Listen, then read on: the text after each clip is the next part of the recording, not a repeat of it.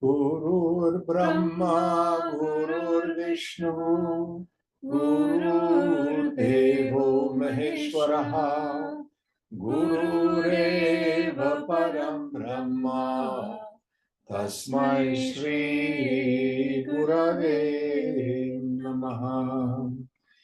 Chinmayam Vyapyat Sarvam Trailokyam Sacharacharam Tatpadam Darshitam Yena Tasmai Shri Gurave Namaha.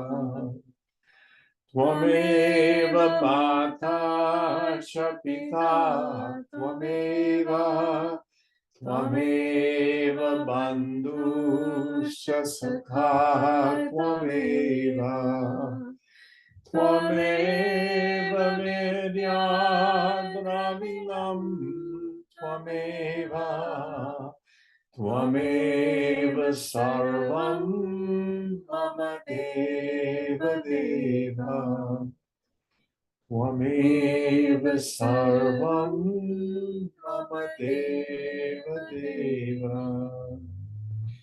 Jai Guru. Om Sahana Bhavatu Sahana Bhunaktu Sahaviryam Karavavahai Tejasvinavadhitamastu ma vidvishavai. Om Shanti, Shanti, Shanti. So I think I heard Mark say we're on page 42. Yes, the first Sanskrit.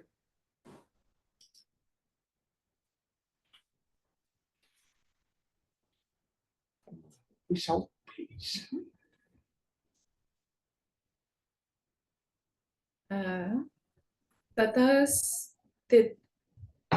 Tathastimitha gambhiram na tejo na tatsam anakhya bhivyaktam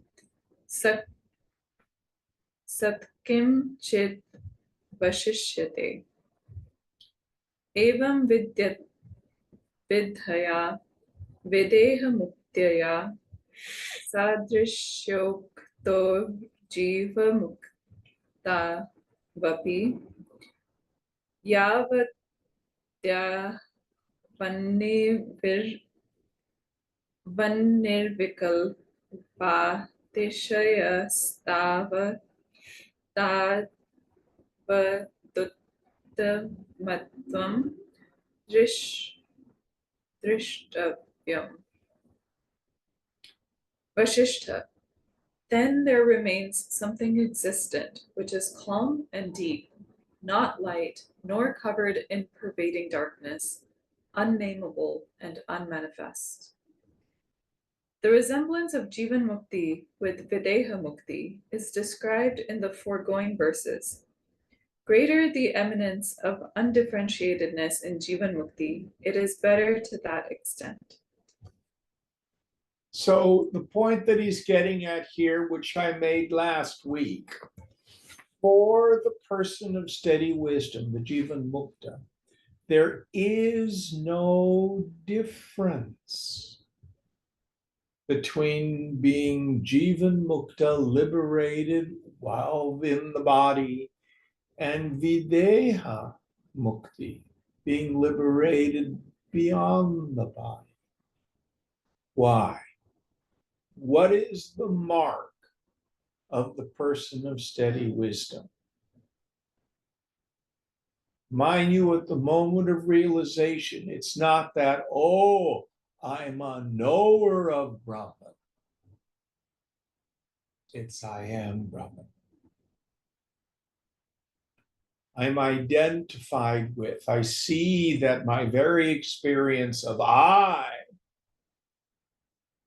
is that vast, empty space of pure awareness that's nirvikalpa, without any movement, calm like an ocean with no waves, endless.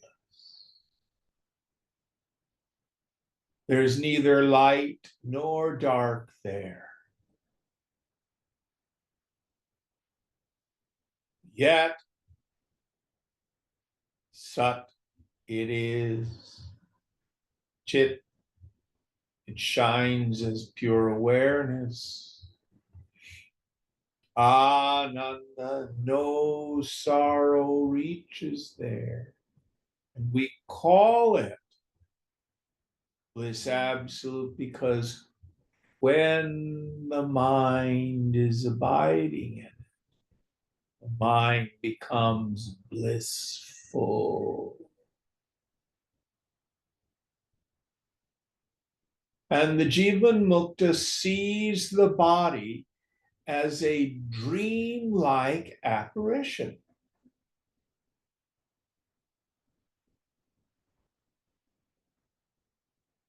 Lord Self, Brahma Satyam Jagan Mithya.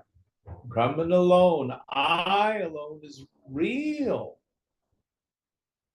All phenomena without exception. Seen, but not real. Now, there's important practice implied in this. So we talk about the precondition for steady wisdom being, Shankara uses pretty strong language. He'll say disgust for worldly experiences. I would use a little less charged language, meaning the neutrality towards worldly experience. There's no more any illusion that the world can give me anything that's of permanent value, lasting value. You hear me use the term trinkets and baubles. Whereas for the ordinary person, it's serious business, this getting happy.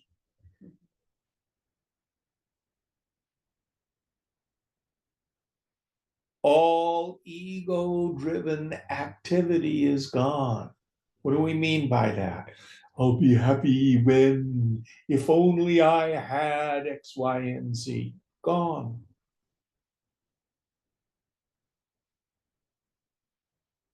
The heart is still.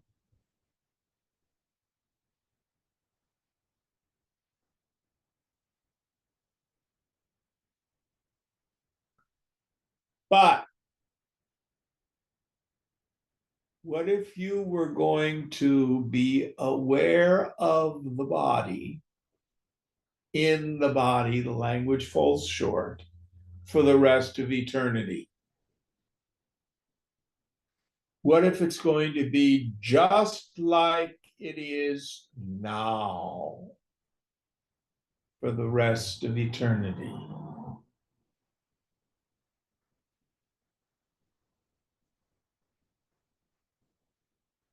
You don't take it seriously. You don't get involved. You don't get attached. You don't get driven by the aversions and attachments of the mind.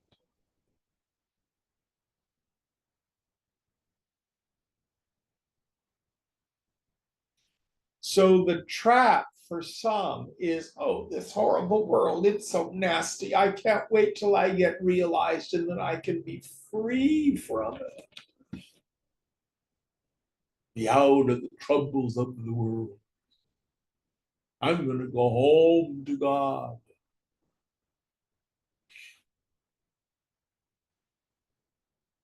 But if you can't get away from the troubles of the world,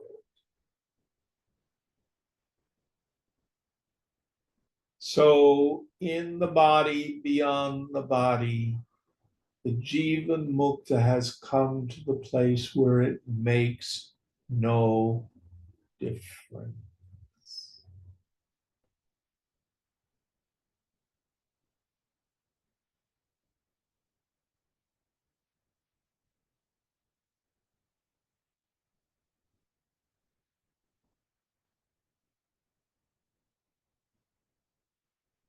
That's the point of the verse.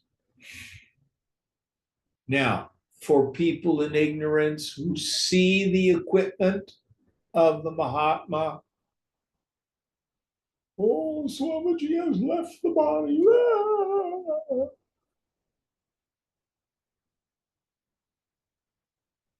But for the Jivan Mukta, I go no.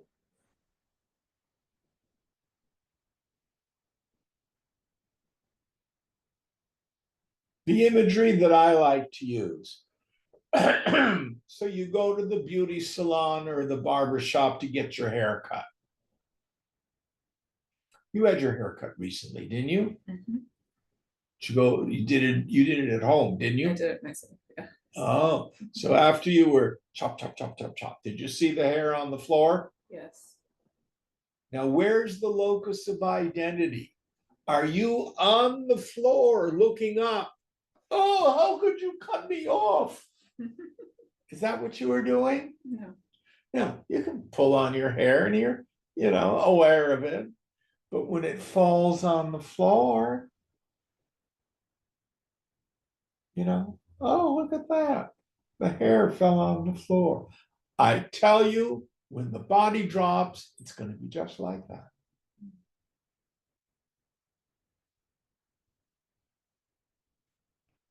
And then when the subtle body evaporates, if you're Jivan Mukta,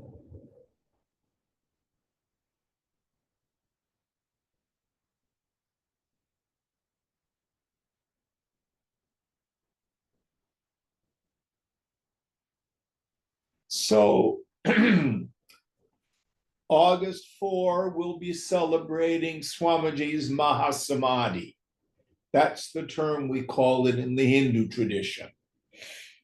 The anniversary of the day he left the body. But you know what they call Rumi's Mahasamadhi? Rumi's wedding night. Mm.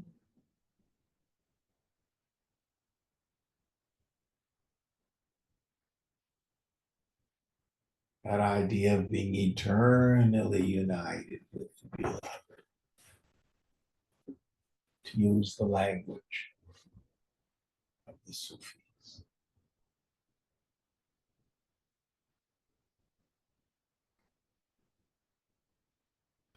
So the point of it is we want to let go of the notion, oh, I just hope I don't have to come back.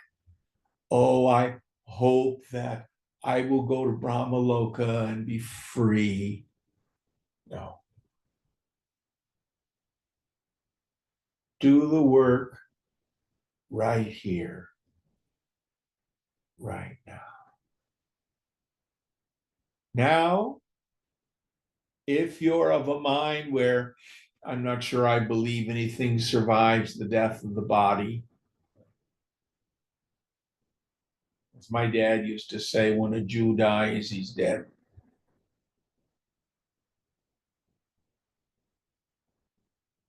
If that be so,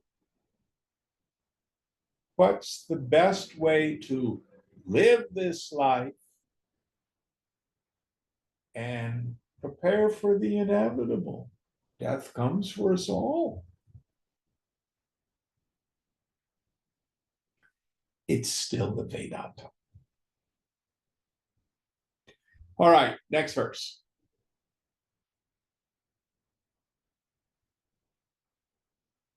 Bhagavad Gitasu Dvitiyaadhyaye Sthita Pragya Pathatate. Arjun Uvacha Sthita Pragyasya Ka Bhasha Samadhisthasya Keshava. स्थितधीः किं प्रभाषेत किमासीत् व्रजेत् किम् प्रज्ञा तत्त्वज्ञानं तद् द्विविधं स्थितमस्तित्वं चेति यथा जारे अनुरक्ताया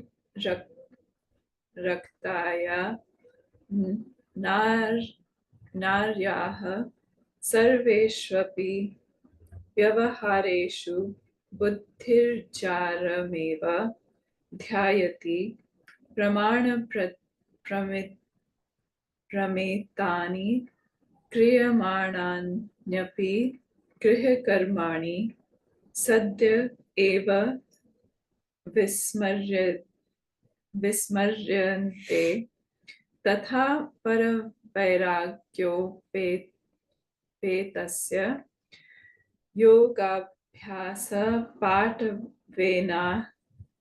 वेनात्यन्तवशीकृतचित्तस्योत्पन्ने तत्त्वज्ञाने बुद्धिर्जारमिव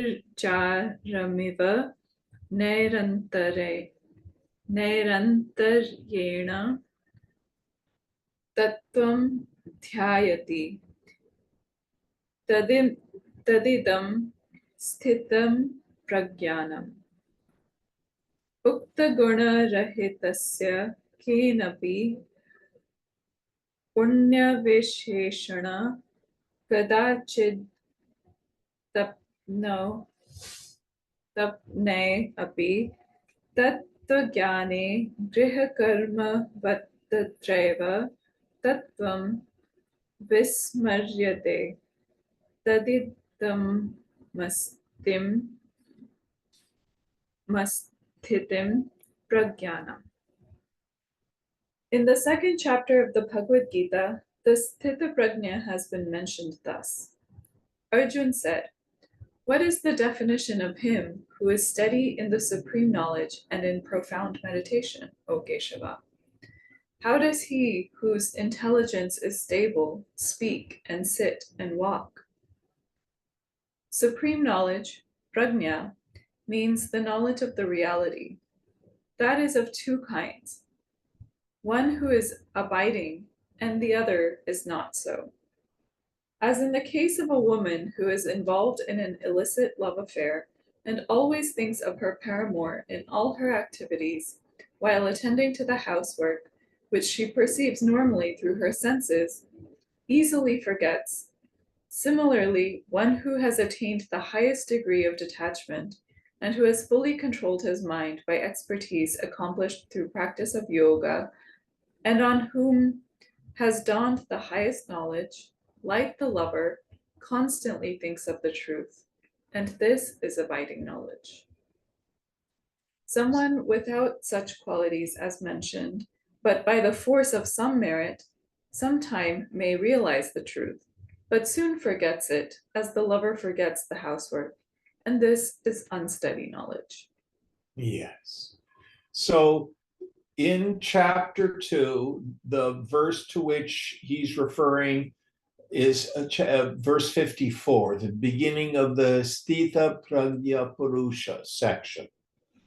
And then following that, Krishna gives various descriptions of the person of steady wisdom. Actually, verse 55, the very first one of the list, is my favorite verse in the whole Gita. So, as Vidyaranya has mentioned, how does the person of steady wisdom walk, talk, sit? How do they behave in the world? What is the mark of it? Can you tell when someone is Jivan Mukta? And Krishna's answer is this: when a person casts off all the desires of the mind, O Partha, and is satisfied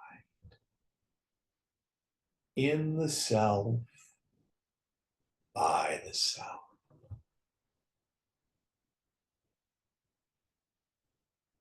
Then they are said to be a person of steady wisdom.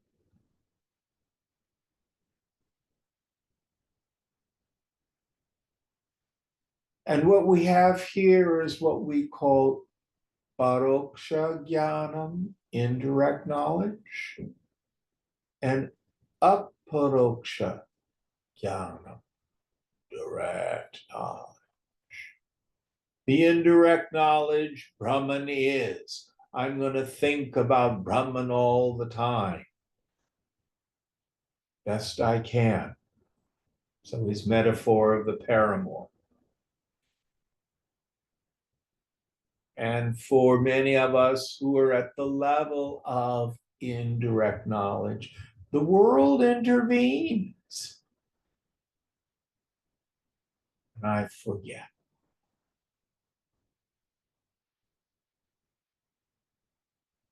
But for the person with direct knowledge, when the mind has thundered to a stop,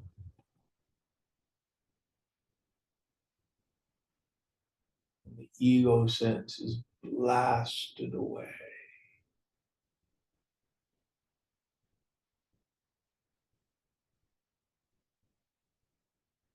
The mind has retired into the cell.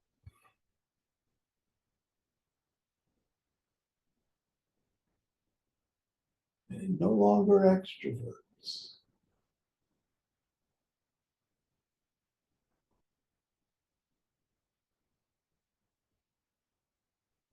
Person is satisfied in the self by the self.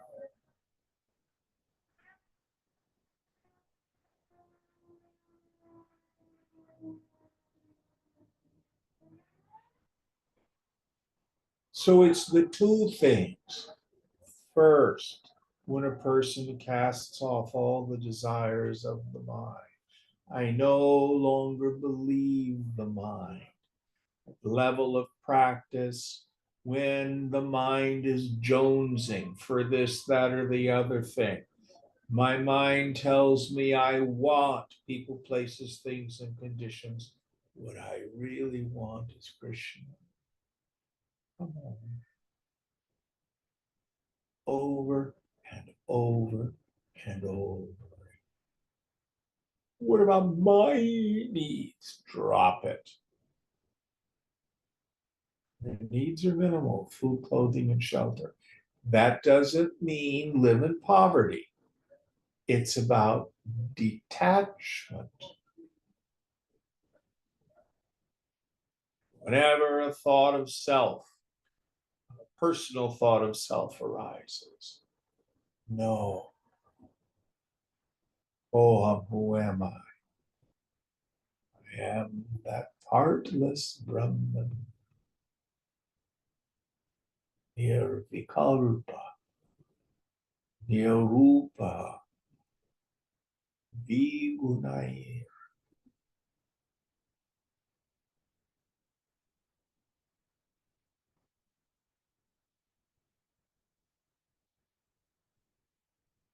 Keep working at it. The mind gets established in that.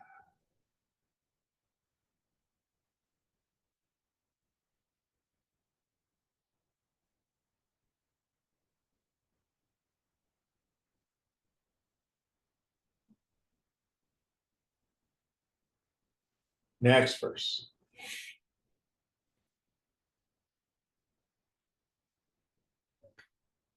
प्रतदेवाभिप्रेत्य Vasishtha आह परव्यसनिनी नारी व्यग्रापि गृहकर्मणि तदेवास्वादय अन्तन्तः परसङ्करसायनम् एवं तत्त्वे परे शुद्धे धीरो विश्रान्ति मागतः तदेवास्वादयत्यन्तः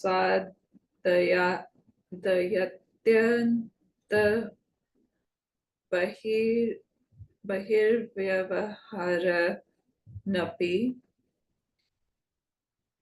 तत्र स्थितप्रज्ञः कालभेदाद् द्विविध समाहितो view व्युत्थितच्च यतोरुभयोर्लक्षणं पूर्वोत्तराभ्यां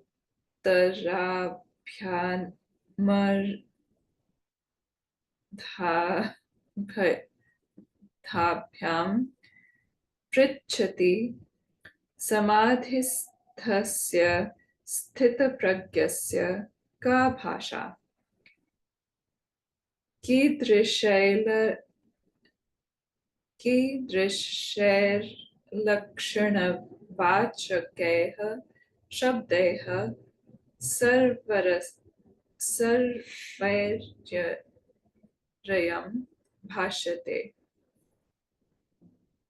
व्युत्थितः स्थितप्रज्ञः कीदृशं वाक्यव्यवहारं करोति तस्योपवेशनगमने मन्देभ्यो विलक्षणे कीदृशे.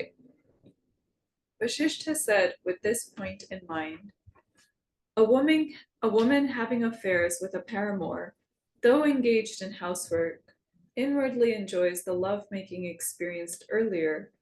Similarly, the wise one who has found repose in the immaculate ultimate reality inwardly rejoices in that experience, though engaged in worldly activities outwardly. There are two states of sthita prajna according to time. One fixed in abstract meditation, and the other arisen from that. Their characteristics are being asked by Arjuna by the first and second half of the verse, respectively. What is the definition of a sthita prajna who is in profound meditation? By what kind of descriptive words he is spoken of by all? How arisen sthita prajna speaks?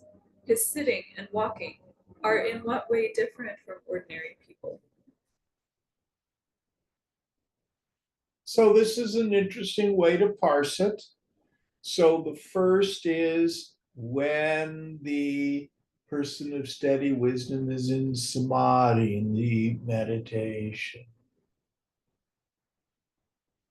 And in those states, drinking deeply of the bliss of the sound. And then the second part, when the Jivan Mukta, the Sthita Prajna, is active in the world. It's always there in the background.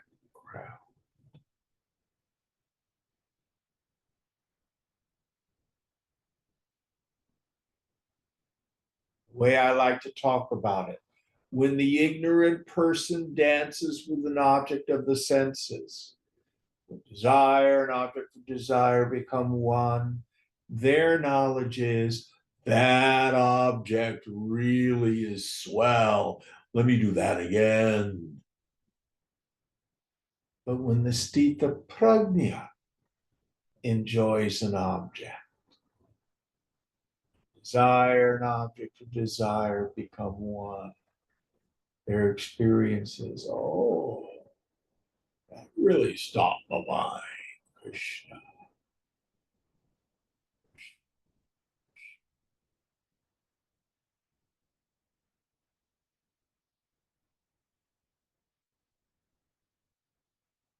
There's never the forgetting. There's always the awareness. The phenomenal world isn't bad, but it's also not good. It's shunyata. There's no such thing as worldly pleasure in the end. Doesn't exist. Never did exist. When I'm in the state of delusion, I think it's out there. I may think, oh, I'm going to meditate and I'm going to have spiritual bliss. That's very different than worldly pleasures. Oh, I got to renounce that. No, the world is void. The world is neutral. The only bliss there is that's real, that exists, is myself. There is the non-mediated, the immediate experience of the bliss of my self nature. Here, talking about meditation, samadhi. And then there's the mediated experience of the bliss of myself, meaning I use a medium.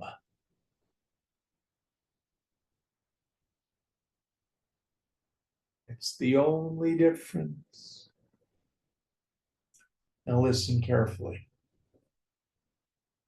Until the mind can, at least to some degree, taste and see the goodness of the Lord, as the Hebrew psalmist says, independent of the world, this non-mediated experience,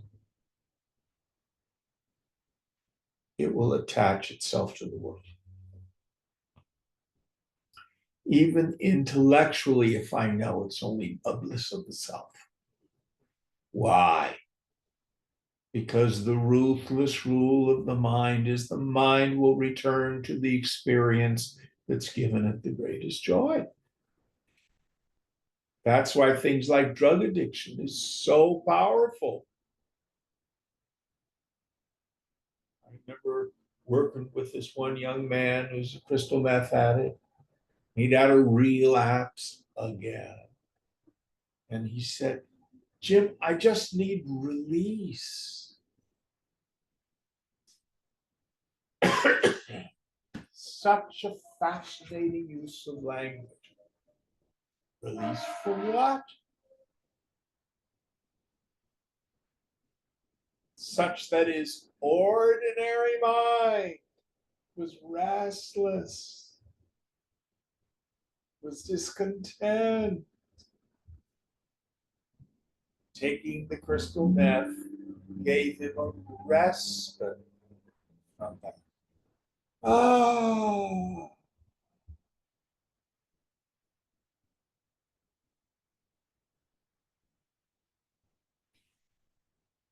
Can you get addicted to the self, Jim? Is that destructive? Nope. Won't rot your liver. Won't screw up your nervous system. Won't damage your health. It's free. It's always available.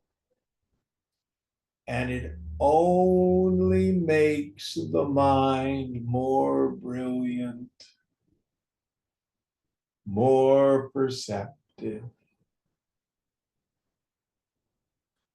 And paradoxically, with detachment, which is the fruit of that, it makes us more effective in the world.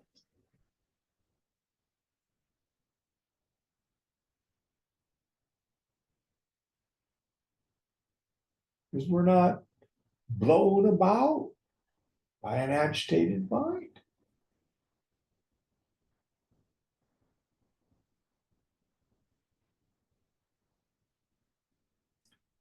Any thoughts on this?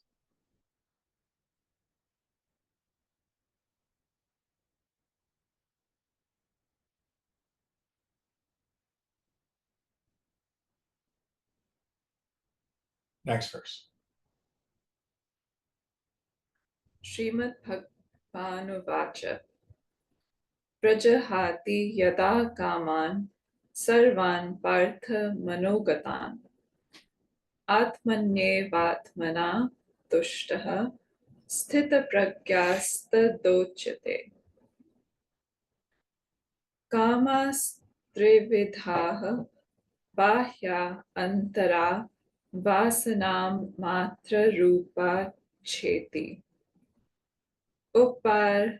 उपार्जित मोदकादायो बाह्या आशमोदकादाय अन्तराः पथे पतिततृणादिपदापाततः प्रतीता वासनारूपाच्च समाहितो अशेषधीवृत्ति संक्षयात् सर्वान् परित्यजाति अस्ति चास्य मुखप्रसादलिङ्गगम्य सन्तोषः स च न कमेषु किं त्वात्मन्येव कामनां त्यक्तत्वात् बुद्धे परमानन्दरूपेणात्मतत्त्वाभिमुखत्वाच्च न चात्र सम्प्रज्ञात समाधाविवात्मानन्दो मनोवृत्त्यो लिख्यते किं तु स्वप्रकाशचिद्रूपेणात्मना सन्तोषच्च न वृत्तिरूपः किं तु तत्संस्काररूपः एवं विधेर्लक्षणवाचकैः शब्दैः समाहितो भाषते. The Lord said, O Partha, son of Pritha, when a man renounces all the desires which are in his mind and becomes contented with the self in himself, then he is called Sthita Prajna, firmly established in the highest knowledge. Desires are of three kinds: material, mental, and potential. Sweets already obtained are material or external. The hope for obtaining sweets is mental or internal. And desires which are just casually felt, as one chances upon grass while going on his way, and remain as latent desires in the mind. One who is in intense contemplation, because of the total absence of mental modifications, gives up all the three kinds of desires. His contentment is known from his happy looks. This contentment is not due to the fulfillment of desires, but of the self. His mind, having been freed from all desires, has become blissful, going nearest to the self, because it is the supreme bliss. In some prajnata samadhi, a variety of concentration where the object of meditation remains distinct from the meditation subjects, the mental transformation takes the form of the bliss of the self. Not so in this case. Here in samadhi, the self, which is self-effulgent, self-manifest, knowledge, and bliss absolute, remains manifest. The contentment also is not in the form of a mental state, but only as the impression of that form. The man who is in abstract meditation is described by these words denoting the peculiarities. That's all. So he's just described what I talked about with the last verse, quoting exactly the same verse 55 that I had talked about. And here what happens is when the mind becomes no mind in samadhi, you get a partial hit of the bliss of the self in savikalpa samadhi, when there's still a bit of the sense of ego, still a bit of the sense of the phenomenal world, when you're in concentration with an object of meditation. But it's like when the waves of the ocean totally subside in the deepest meditation, nirvikalpa samadhi.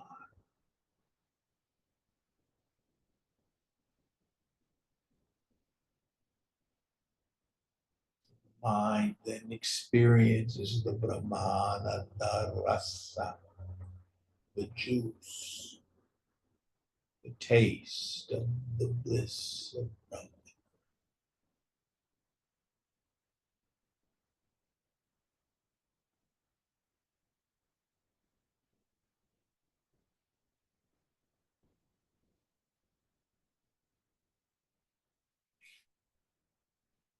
And if the jnani deeply abides in the self, what Shankara says, who's a full knower of the Supreme, who has retired into the Supreme.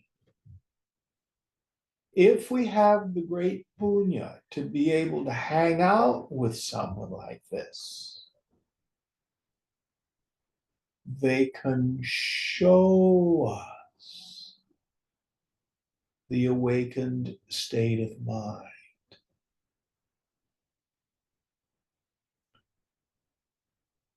If we tune up to them,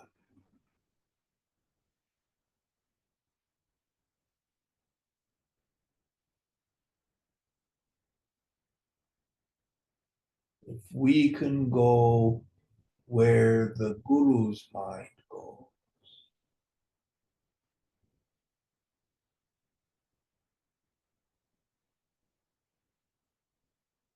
so I talk about in my relationship with Swamiji, right from the get-go, because I was very sensitive. I could feel all the Shakti. My God, who is this guy? And then as he began to unfold the Vedanta, it was almost like remembering it. Such profound common sense. And then I began to see that it's incredibly repetitive. And he invited us all to just tune up to him, go where he goes. And in Shankara's qualifications of a fit student, he talks about Shraddha. Remember, what is Shraddha? Faith. Faith. It's more than the English word of faith. If you have faith from the standpoint of the English word, it means the expectation, the hope that you're going to get a result. I have faith when I turn on the light switch, the light will go on. I have faith when we get in the car, it's going to run. So I have faith if I study scripture and do the practices, I'll get the result. But the deeper essence of Shraddha, Shankara says it's by this means alone that ultimate reality is made known. It's if I can go where the Guru's mind goes, tune up to the Guru. Now, in the beginning, I could only go there when I was physically within Swamiji's presence. Then he would say, use the Guru. Meaning, use the Guru to tune up. To experience directly this thunderous silence, the bliss of the self. And then he would tell us, I don't need to be in your physical presence. I could be halfway around the world. You can still tune up to me. Just think of me and tune up to me.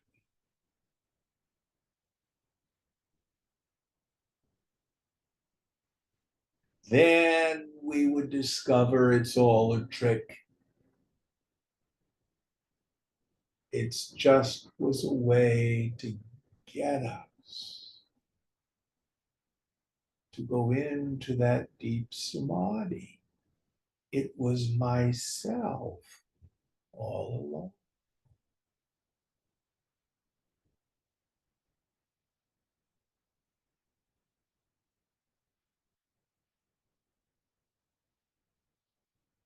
Then you have to practice it. Own your own samadhi, own your own ananda. Don't be dependent on the guru. And he would never let us get dependent because we'd be there for 2 weeks, maybe a month if he was doing, a big camp at Krishnalaya, then off he'd go. So we had to get established in it ourselves.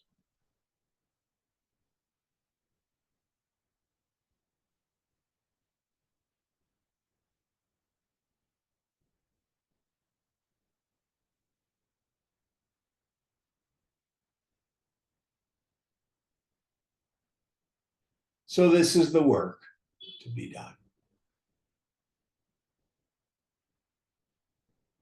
Any thoughts or questions on this?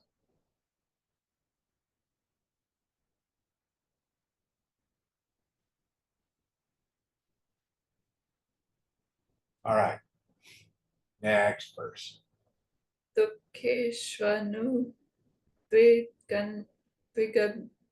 manaha Sukheshu vigata spriha Vitaraga bhaya krodha Sthita dhir muniruchyate. Dukham ragadi nimitta janya Rajo guna vikara rupa Santapatmika pratikula chitta vrittihi. Tadrishe dukhe prapte sati aham papaha dhir mam duratmanam ityanutapatmika tamo guna vikaratvena bhranti rupa chitta vritti rutte vagaha. Yadyapyayam viveka eva bhati tathapi purvasminkya mani chetat papa pravritti pratibandhakatvat saprayojano bhavati idanim tu vishprayojana iti bhrantitvam drishtavyam. Sukham rajya putra labhadin nimittajanya satviki priti rupanukula chittavrittihi. Tasmin sukhe satyagatminastadrishasya sukhasya karanam punyamana-nusthaya vritteva tadapeksha tamasi chitti vrittihi spriha. Tatra cha sukha dukkhayoh prarabdha karma prapti prarabdha karma prapitattvayunte chittasya vritti sambhavacha tadubhayamupapadyate. Udvega sprihe na Udvegasprihe tu na vivekinaha sambhavatah. Tatha ragabhaya krodhascha tamas tamasattvena karmana prapitattvabhavanyasya vidyante. Evam lakshana lakshitah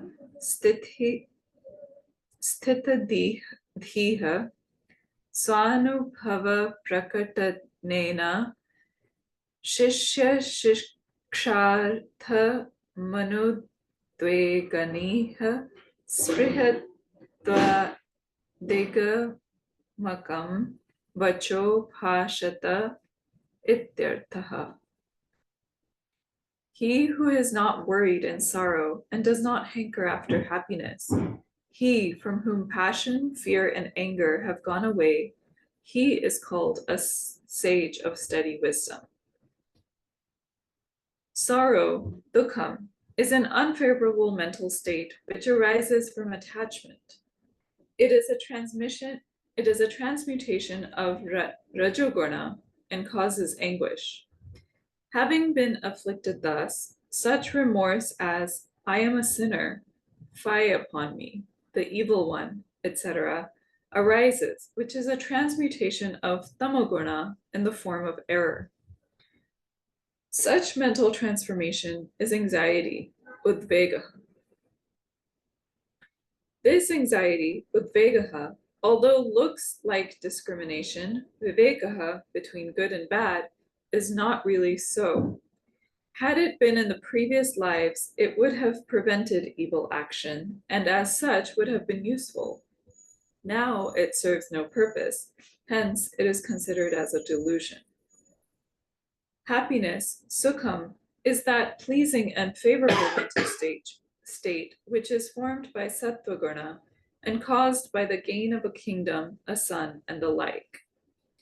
After the experience of such happiness, hankering after the same thing to happen again without performing the requisite meritorious actions, and hoping in vain, such happiness is the mental state formed out of tamoguna, which is eager desire, spriha. The sage, when risen from meditation, may have mental transformations, and experience of pleasure and pain are justified inasmuch as they are brought about by the prarabdha karma. But anxiety and craving are not possible for a discriminating soul. Similarly, passion, fear, and anger, being products of tamoguna and not brought about by action, do not exist in him. This man of steady wisdom, known by these distinguishing marks, speaks to his disciples his experiences to educate them, implying absence of anxiety and craving. So interesting exegesis there. So basically what he's talking about is what is the nature of vasana? Vasana is the impression left in the unconscious as the result of previously performed egoistic actions. A vasana has two powers, avarana shakti and vikshepa shakti, veiling power. Here he refers to it as tamoguna. Vikshepa shakti, projecting power, rajoguna. So for the ordinary person, they dance with an object of the senses that leaves an impression in the mind. There are millions of them.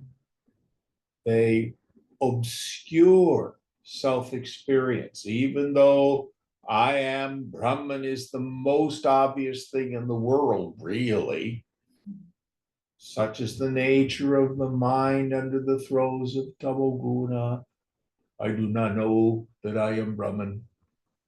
Vikshepa Shakti, I think I'm Jim. And there's not enough.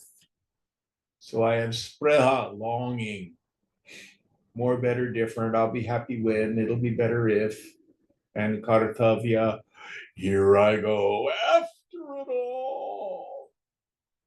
And as Hamlet says, we grunt and sweat after a weary life. That's the way of the world. But for the person of steady wisdom, who knows where happiness is, that's my swabhava, my self-nature. Chidananda Rupaham, Shivoham, Shivoham. I am of the form of bliss consciousness. I am Shiva. I am auspiciousness. So, the surface part of the mind still has its transactions in the world. When the environment is conducive, sukham. When the environment is non-conducive, dukkam.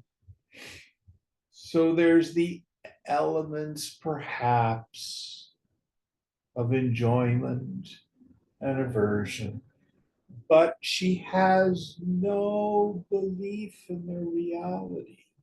She knows it's just prarabdha.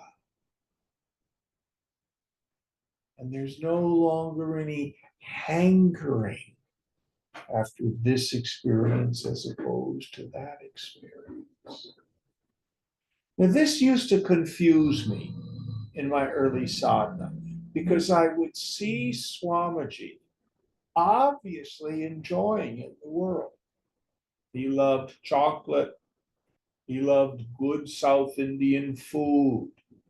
He especially loved fast cars. He obviously enjoyed in the evenings when we would have camps.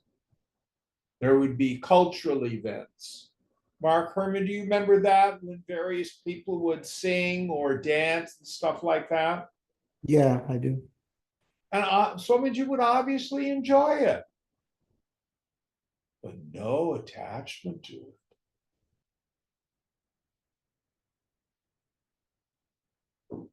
No attachment at all. He used snuff for many years. Do you remember that, Mark? Yeah, I do. It was pretty gross. And then the doc says you can't do snuff anymore. So he gave it up.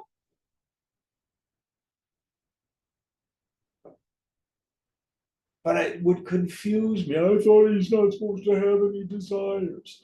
There's these surface, I use the term preferences. What's the difference between a preference and a craving? Craving has the element of insistence in it.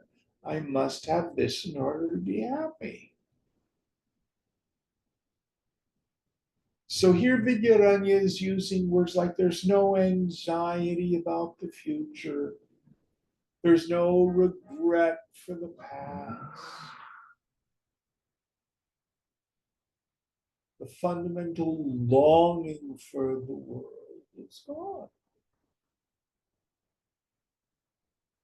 But when you stub your toe, do you feel pain? Yeah.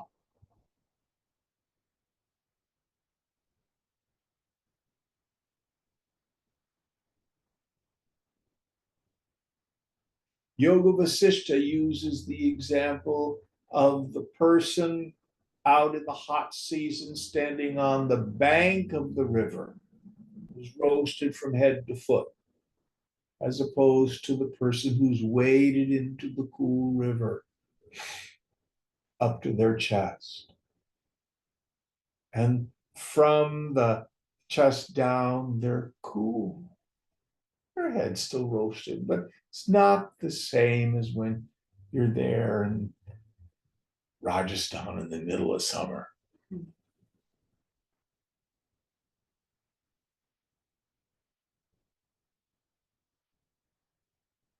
Only you can discern for yourself if it's a preference or an insistence. How do you know the difference? Can I let go?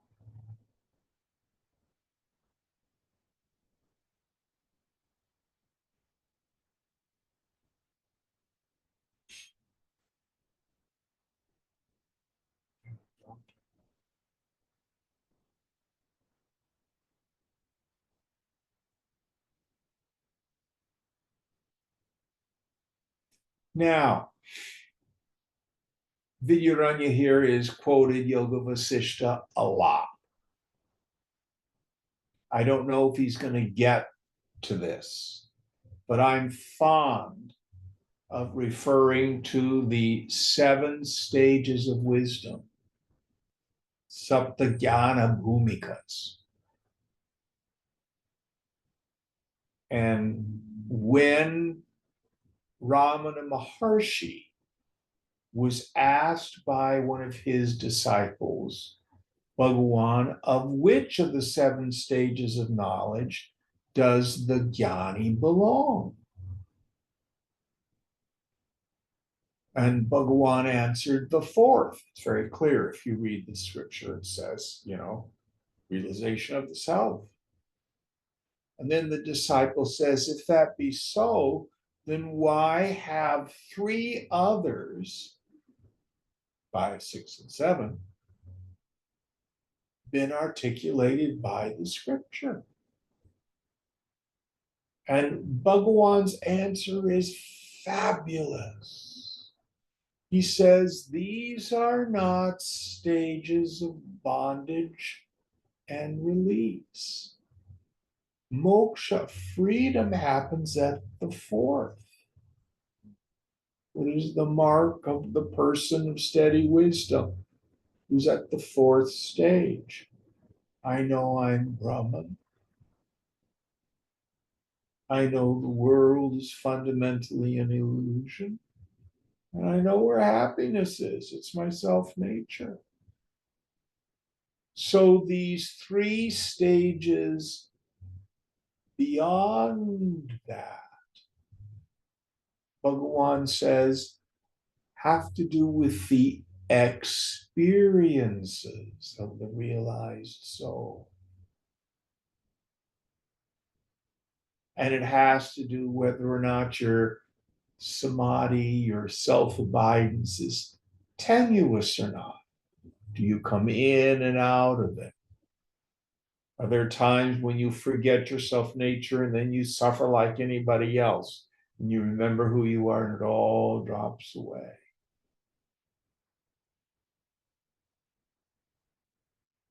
Or are you a person like Anandamayi Ma, who barely even saw the world? She was so immersed in the sound.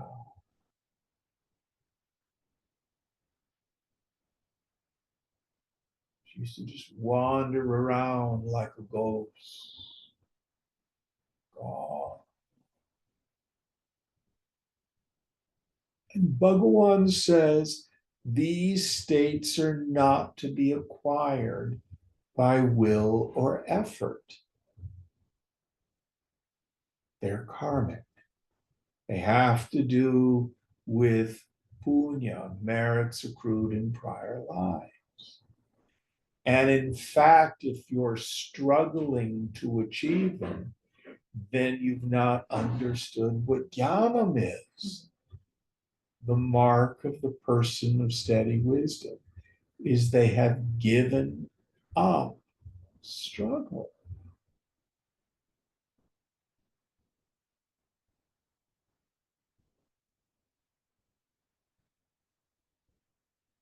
But if you're moving through the day and you can't help it, your mind just retires into the self. Joy. It's very blessed.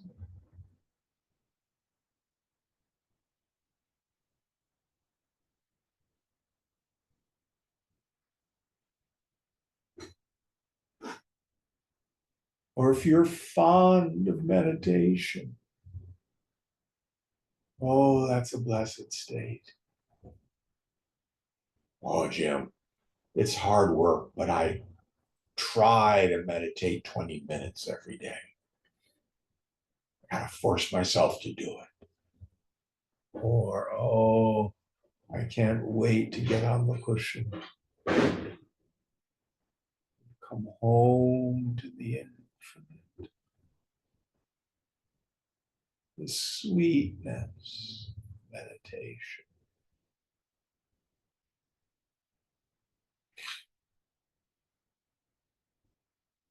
What I like to say, there's really no end to how deeply the mind can revel in the self.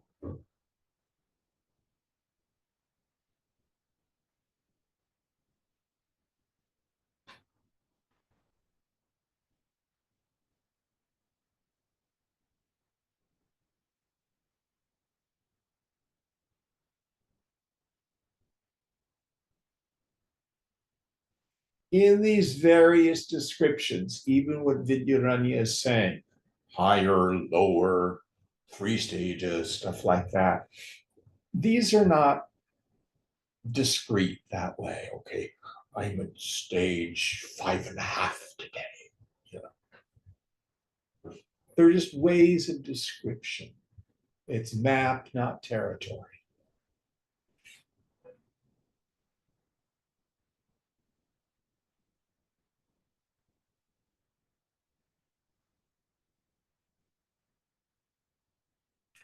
And there's something quite paradoxical about it. For example, when I was around Swamiji, I would just get lost in it. But that also was karmic. It was my relationship with him. Other people didn't get that experience around here. I've been around other Mahatmas. Amaji, who's coming to town, Muktananda, Dalai Lama. Nice. Not the juice I felt from Swamiji. So was Swamiji deeper than these other people? I don't know.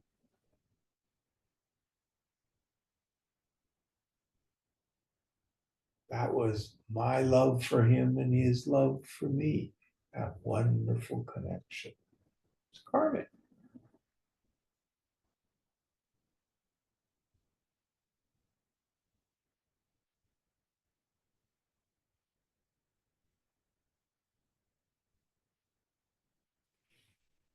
All right, it's noon. What verse are we on for next week?